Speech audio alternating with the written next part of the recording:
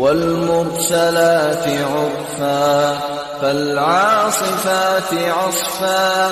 والناشرات نشرا فالفارقات فرقا فالملقيات ذكرا عذرا أو نذرا إنما توعدون لواقع فإذا النجوم طمست وإذا السماء فرجت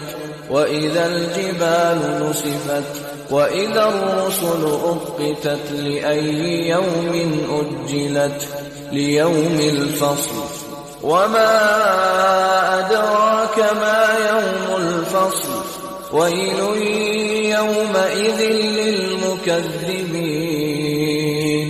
ألم نهلك الأولين ثم نتبعهم الآخرين كذلك نفعل بالمجرمين ويل يومئذ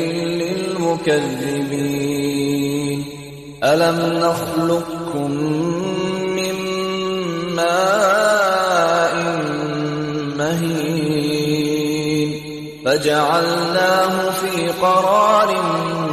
مكين إلى قدر معلوم فقدرنا فنعم القادرون ويل يومئذ للمكذبين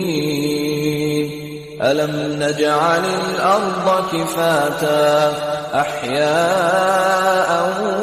وأمواتا وجعلنا فيها رواسي شامخات وأسقيناكم ماء فراتا ويل يومئذ للمكذبين انطلقوا إلى ما كنتم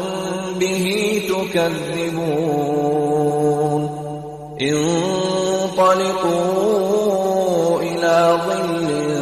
ذي ثلاث شعب لا ظليل ولا يغني من اللهب إنها ترمي بشرر كالقصر كأنه جمالة صفر ويل يومئذ للمكذبين هذا يوم لا ينطقون ولا يؤذن لهم فيعتذرون ويل يومئذ للمكذبين هذا يوم الفصل جمعناكم والأولين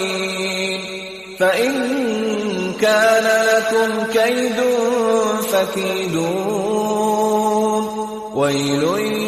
يومئذ للمكذبين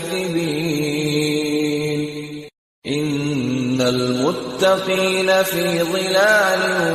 وعيون وفواكه مما يشتهون كلوا واشربوا هنيئا بما كنتم تعملون إنا كذلك نجزي المحسنين ويل يومئذ للمكذبين كلوا وتمتعوا قليلا إنكم مجرمون ويل يومئذ للمكذبين وإذا قيل لهم اركعوا لا يركعون ويل يومئذ للمكذبين فبأي حديث بعده يؤمنون